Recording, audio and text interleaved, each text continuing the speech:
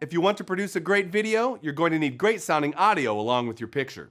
In this video, we'll show you some insider tips from professional boom operators.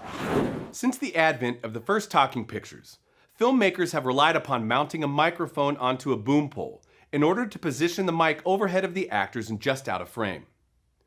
This gets the microphone closer to the actors than leaving it on top of the camera. It also angles the mic so that ambient noise striking the sides tends to be rejected while actual dialogue is in the pickup zone.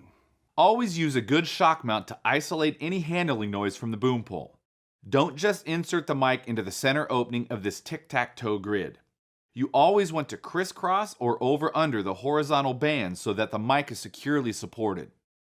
After inserting the mic, connect the audio cable.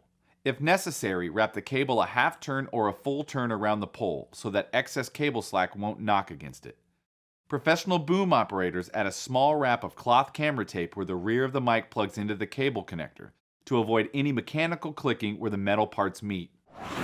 You should also add a thin strip of camera tape to the tip of your windscreen. This makes it easier for the camera operator to see the location of the mic in the viewfinder, especially when shooting against a dark background. Here's another quick tip. To establish your working frame line with the camera operator, begin with your mic dipped completely in the frame, and then gradually raise it until it just clears the viewfinder. That will get you closer to your actors than lowering the boom from way above and asking the camera person to warn you when approaching the frame. When you extend a boom pole, first you want to slide each section out as far as it will go until you feel the stop. Then, back it in a couple of inches before you tighten it down. This is important so that each section has a little bit of overlap and gets supported in two places: the end of the inner tubing as well as the locking collar of the outer pole.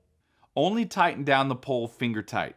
Otherwise, it will take a lot of awkward straining to re-loosen when you need to adjust length. Hold the boom pole completely over your head so the mic dips down ever so slightly. Keep the front arm vertical, elbow locked and tucked close to your head. This is the supporting arm. In this position, it's easy to bench press a couple of pounds.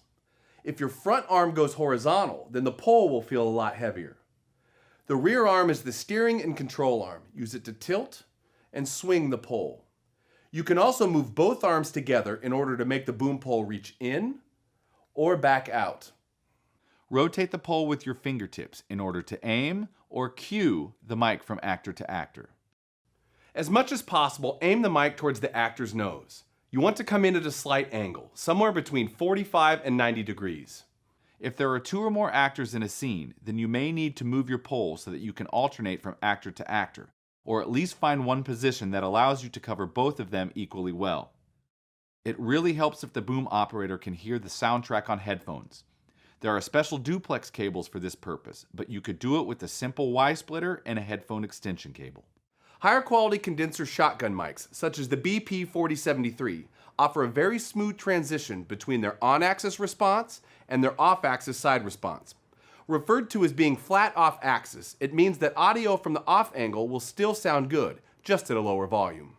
Sound mixers and their boom operators often take advantage of this if they have to balance two actors who speak at different volumes. By placing the louder actor slightly off-axis, it brings his volume down compared to the actor who remains centered under the mic. The background sound in the scene, what we call room tone, remains constant because we do not have to alternately raise or lower our recording volume. Holding up a boom pole can get tiring after a while. Here are some tips to make it easier. Extend your boom pole to almost its maximum length, and then move your grip closer to the center so the pole is better balanced and not so front heavy. Now you're only bench pressing a couple of pounds instead of fighting leverage and torque that would work your muscles. If you have to boom a really long scene, grab an unused stand and use it as a support. Here's the secret. Don't use the stand to directly rest the boom pole. Use it to rest your elbow and to take the strain off your supporting arm. You can use a small pillow or sandbag as a pad. That way, the pole is still gently held and controlled by the fingers, and moving the boom pole on and off the stand will not produce an audible clunk. With these simple tricks, you can boom like a pro. In the video studio or on location, Audio Technica has you covered.